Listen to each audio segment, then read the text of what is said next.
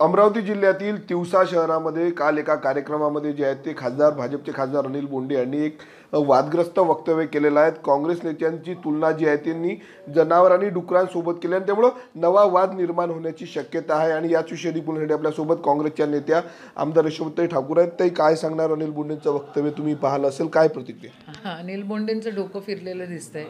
त्यांना खरं मेंटल हॉस्पिटलमध्ये ट्रीटमेंट घेण्याची गरज आहे असं मला वाटतं। ते ज्यावेळेला बोलतात ना ते एकदम घृणास्पद बोलतात आणि ते वादविवाद करून स्वतः चर्चेमध्ये राहण्याचा प्रयत्न करतात, कारण कामं शून्य आहेत त्यांची, कामं काय खूप करतात अशातला भाग नाही आहे।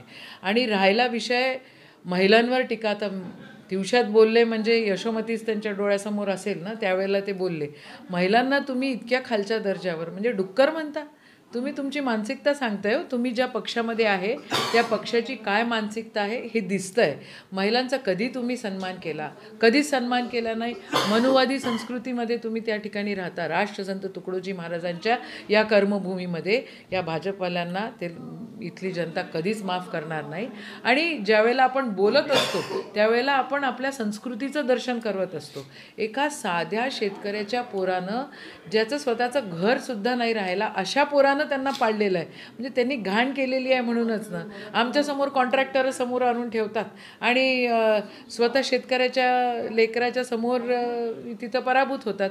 मग ते स्वतःचं जे जपू शकत नाही त्यानं दुसऱ्याच्या घरात कशाला घाण करावी? ज्याचं स्वतःचं घर काचेचं आहे त्यानं दुसऱ्याला कशाला बोलावं?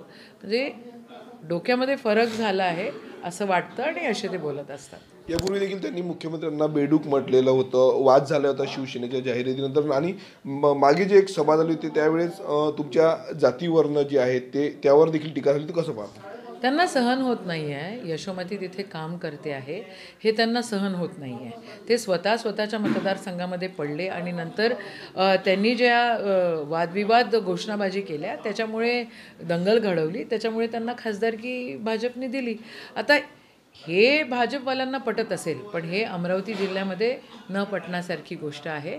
अमरावती जिल्ह्यामध्ये काय, महाराष्ट्रामध्ये काय, तुम्ही महिलांचा मानसन्मान केला पाहिजे। आणि डॉक्टर बोंडे एकनाथ शिंदेला बेडूक म्हणू शकतात, ते आम्हाला काँग्रेसवाल्यांना डुक्कर म्हणू शकतात, तर त्यांची जीभ किती घाण आहे आणि त्या कोणत्या चिखलांमध्ये राहतात हे दिसतंय ना, हे दर्शन होतं आहे। याच्यावर देवेंद्र फडणवीसनी खरं लगाम यांच्यावर पकडली पाहिजे, कारण देवेंद्र फडणवीस असे जर साप पाळत असतील किंवा अशी पिलावळ जर ते निर्माण करत असतील तर शिंतोडे त्यांच्यावर पडणार आहे। शेवटला प्रश्न, गणपत गायकवाड भाजपचे आमदार, त्यांनी पोलीस स्टेशनमध्ये गोळीबार केलेला, कायदा व सुव्यवस्था राहिली नाही का असा प्रश्न निर्माण झाला आहे। महाराष्ट्र हा बिहार होण्याच्या मार्गावर तुम्हाला दिसतोय। मुंबईचं वैभव गुजरातमध्ये नेता आहेत आणि इथे बिहारची संस्कृती आणतायत। अहो असं कसं होऊ शकतं की एखादा आमदार माणूस गोळीबार करू शकतो? हे पहिल्यांदा नाही घडलं आहे, याच्या आधी पण झालेलं आहे। तुम्ही एका साईडला काही लोकांना क्लीन चिट देतात आणि दुसऱ्या साईडला तुम्ही असे गुन्हेगारांना त्या ठिकाणी त्यांच्यावर गुन्हेही दाखल करत नाही। मग चाललं काय आहे? कुठेतरी असं दिसतंय की देवेंद्र फडणवीसजी आणि सन्मान्य मुख्यमंत्री यांच्यामध्ये काही व्यवस्थित चाललेलं नाही आहे। यांची गुंडागर्दी जी आता कॅबिनेटमध्ये होती ती आता रस्त्यावर उतरलेली आहे। गुंडा राज या महाराष्ट्रामध्ये आहे आणि ह्या गुंडा राजला महाराष्ट्राची जनता कधीच माफ करणार नाही। नक्कीच। तर या होत्या काँग्रेसचे नेते यशोमती ठाकूर।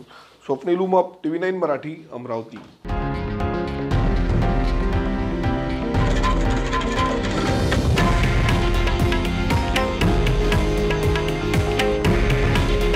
हे आहे देशातील नंबर 1 न्यूज नेटवर्क आणि आपण पाहत आहात TV9 मराठी। काळजी तुमची, हित महाराष्ट्राचं।